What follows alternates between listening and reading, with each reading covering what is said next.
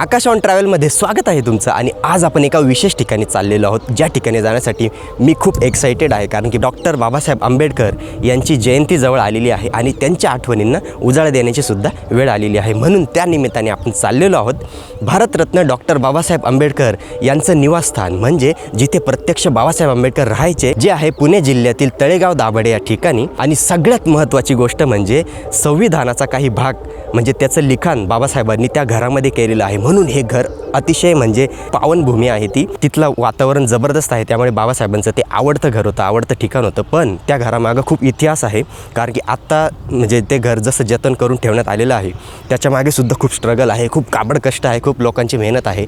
तीसुद्धा माहिती आपण पुढे जाणून घेणार आहोत. तर बघू शकता आता बाईकने चाललो आहे आणि बाईक बघू शकता आपली जबरदस्त दिसत आहे. तर नुकतीच आपण नवीन बाईक घेतलेली आहे आणि हिची पहिलीच लाँग राईड आपण म्हणू शकतो. म्हणजे याच्या आधी केली आहे, पण इतकी मोठी लाँग राईड पहिलीच आहे. कारण की नाशिकवरून निघालो आहे आपण आणि 205 किलोमीटरचा रन आहे. सकाळी 5 वाजता निघालो होतो, आता 7 वाजलेले आहे. म्हटलं रस्त्यात थांबून तुमच्याशी गप्पा मारू, अर्धा प्रवास आपला अजून बाकी आहे.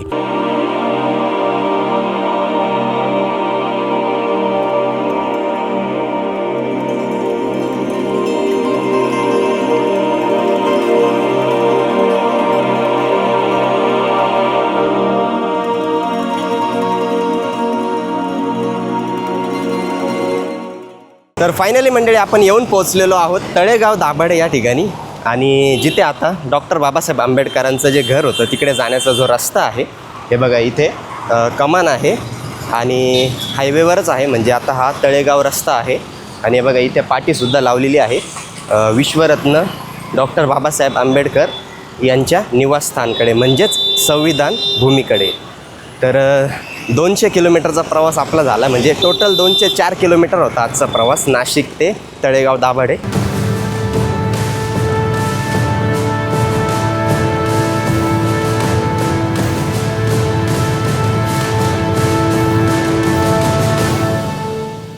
फायनली मंडळी आपण येऊन पोहोचलेलो आहोत संविधान भूमीजवळ, म्हणजेच डॉक्टर बाबासाहेब आंबेडकर यांचं जे निवासस्थान आहे त्या ठिकाणी. आणि बघू शकता हे बघा बाहेरच आहे मी, आणि बाहेरच जबरदस्त असं नाव लावण्यात आलेलं आहे, भारतरत्न डॉक्टर बाबासाहेब आंबेडकर यांचे निवासस्थान. आणि इथे हे बघा खूप जबरदस्त अशी कलाकृती केलेली आहे. आणि त्याच्या बाहेरच आपण इथे आपली बाईकसुद्धा पार्क केलेली आहे. आणि ॲक्च्युली हा रेसिडेन्शियलच एरिया आहे. बघू शकता आजूबाजूला घरं आहेत, बिल्डिंग्स आहेत.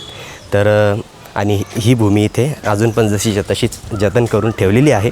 हे बघा आता इथे प्रवेशद्वार आहे आणि इथे कदाचित कार्यालयाचं काही ऑफिस वगैरे असेल, तर इथून आपण जसा प्रवेश घेतो हे बघा, तर जसं आपण आतमध्ये येतो हे बघा इथेसुद्धा कलाकृती लावण्यात आलेली आहे. आणि हे बघा इथून आहे प्रवेश.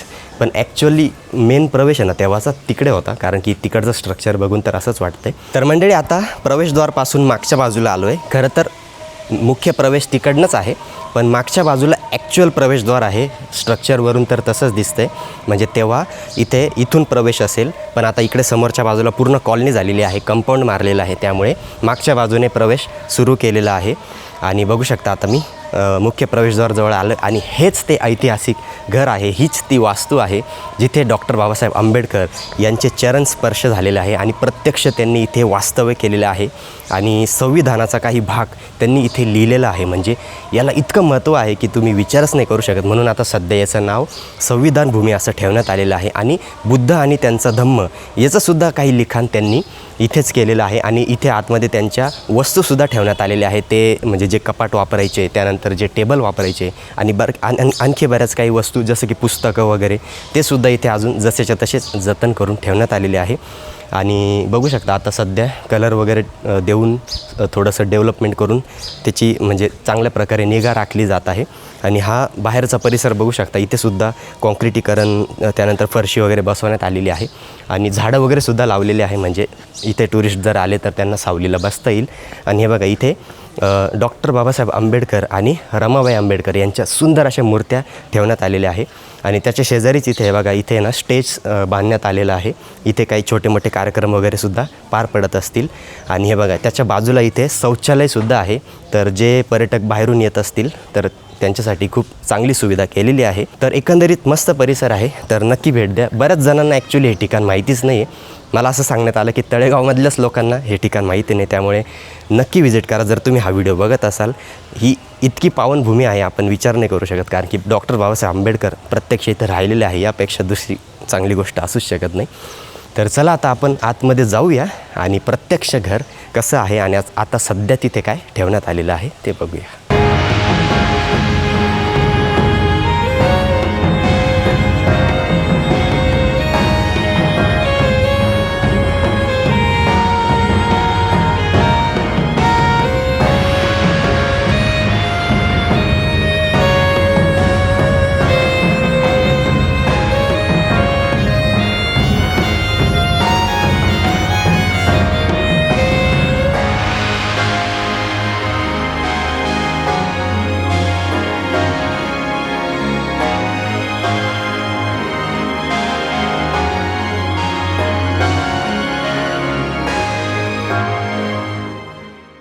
तर मंडळी, आता आपण आतमध्ये आलेलो आहे. तर आपल्यासोबत स्मारक समितीचे जे सचिव आहेत तर ते इथे आहेत. तर त्यांच्याकडनं आपण इथली डिटेल माहिती आपण जाणून घेणार आहोत. जय भीम. मी किसन थूल, विश्वरत्न डॉक्टर बाबासाहेब आंबेडकर स्मारक समितीचा सचिव आहे. बाबासाहेबांनी डिसेंबर 1947ला म्हणजे देश स्वतंत्र 15 ऑगस्ट 47ला झाला आणि 4 महिन्यानंतर बाबासाहेबांनी ही जागा खरेदी केली. त्याच्यानंतर वडगाव आणि कातवी अशी टोटल 41 एकर जागा बाबासाहेबांनी खरेदी केली होती. त्यांना इथे विद्यापीठ बनवायचं होतं. विद्यापीठ असं की तक्षशिला नालंदा विद्यापीठासारखं विद्यापीठ बनायचं अशी त्यांची संकल्पना होती.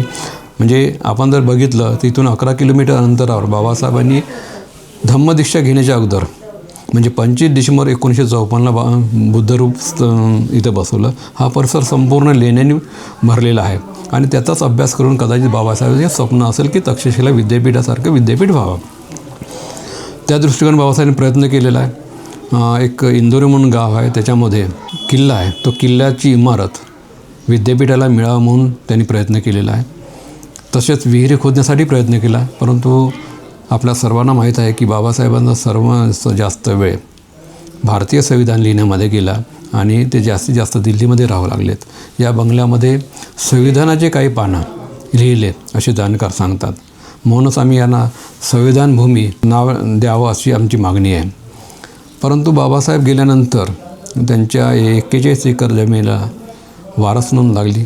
भैयासाहेब आणि मायसाहेब यांच्यामध्ये काही वाद निर्माण झाले आणि कोर्टाने ही जमीनला ॲडमिनिस्ट्रेशन जनरल याची नियुक्ती केली आणि ॲडमिनिस्ट्रेशन जनरलने ही जमीन 1960ला विकली. 1960 ते 2004 म्हणजे विश्वरत्न डॉक्टर बाबासाहेब आंबेडकर स्मारक स्थापना ॲडव्होकेट रंजनाताई भोसले यांच्या अध्यक्षतेखाली जानेवारी 2004ला झाली. आम्ही रितसर त्याची स्थापना 7 ऑक्टोबर 2004ला केली आणि जवळपास 8 वर्ष संघर्ष केला. परंतु संघर्ष करताना कुठलीही रस्त्यावरची लढाई न लढता केवळ प्रशासकीय लेवलवर आम्ही हा लढा यशस्वी केला आणि 26 एप्रिल 2012ला हा बंगला सर्वांसाठी खुला झालेला आहे. अशा प्रकारची या बंगल्याची माहिती आहे. या ठिकाणी आम्ही आज हा बंगला नगरपरिषद ताब्यात आहे, परंतु याचं संपूर्ण देखरेख आम्ही स्मारक समितीच्या माध्यमातून करतो आहे. आत्ताच आपण जे बघितलं की आम्ही साप्ताहिक वंदना दर रविवारला घेतो, तसेच दर गुरुवारला इथे बालसंस्कार वर्ग सुरू होतात. महिलांचे शिबिर असो किंवा विविध महापुरुषाच्या जयंत्या असो आम्ही या ठिकाणी साजऱ्या करत आहोत. 2015पासून आम्ही इथं उपक्रम सुरू केला. कोरोनाच्या काळामध्ये थोडा बंद होता, परंतु 2015ला एक विद्यार्थी असताना सुरुवात केली. आज जवळपास 150 विद्यार्थी इथं अभ्यास करतात आणि आम्हाला सांगायला आनंद होतो की जवळपास 30 विद्यार्थी प्रशासकीय सेवेमध्ये रुजू झालेले आहेत. आता आमची एक थोडीशी मागणी आहे की बाजूची जी जागा आहे ती बाजूची जागा स्मारकास मिळावी, यासाठी आम्ही लोकांना विनंती करतो आहे की जेणेकरून त्यांनी धम्मदान देऊन ती स्मारकात जागा खरेदी करण्यास आम्हाला मदत करावी. कविता अरविंद लोखंडे. ओके. आणि कधीपासून येतं तुम्ही? आम्ही तर ते 3 वर्ष येतो इथं. अच्छा. नेहमीच येतो. साप्ताहिक वंदनेला, बाल संसारवारला मी 5 नती घेऊन येत असते रविवार आणि गुरुवारी. म्हणजे पूर्ण परिवार येत असतो आम्ही. तर मंडळी, अशा प्रकारे जाण्याची वेळ झालेली आहे आणि जसं की आपण बघितलं, भारतरत्न डॉक्टर बाबासाहेब आंबेडकरांचं जे निवासस्थान आहे संविधान भूमी ते अतिशय जबरदस्त आहे आणि खूप छान प्रकारे जतन करून ठेवण्यात आलेलं आहे. आणि याच्याबरोबरचा जो संघर्ष आहे तो सुद्धा म्हणजे इथे आल्यानंतर आपल्याला लक्षात येतो की किती काबड कष्ट करून ही जागा ताब्यात मिळवली गेली असेल आणि खूप जणांनी त्यांचा लढा दिला असेल. आणि इथे आपल्याला जे सर मिळाले त्यांनीसुद्धा आपल्याला छान प्रकारे माहिती दिली. थोडक्यात इतिहाससुद्धा आपल्याला त्यांनी सांगितलेला आहे आणि मी तुम्हाला इथले चित्रीकरण दाखवलेलं आहे आणि आतमध्ये सुद्धा आपल्याला शूटची परवानगी मिळालेली आहे. त्यामुळे आपण छान प्रकारे आतमधलं शूट केलेलं आहे आणि पूर्ण परिसरसुद्धा मी तुम्हाला दाखवलेला आहे. आणि आय होप की तुम्हाला हा व्हिडिओ आवडला असेल. आणि जर व्हिडिओ आवडला असेल तर व्हिडिओला लाईक करा आणि नक्की या इकडे तुम्ही, म्हणजे वेळ काढून या किंवा तुम्ही या पट्ट्यात जर येत असेल तर ह्या ठिकाणाला भेट देण्याचं मात्र विसरू नका. तर चला आता भेटूया पुढच्या कुठल्या तरी नवीन ब्लॉगमध्ये. आणि तुम्ही मला इंस्टाग्रामवर सुद्धा फॉलो करू शकता, ID मी डिस्क्रिप्शनमध्ये देत आहे. जर व्हिडिओ आवडला असेल तर व्हिडिओला लाईक करा, तुमच्या प्रतिक्रिया कमेंटमध्ये टाईप करा आणि बाय बाय.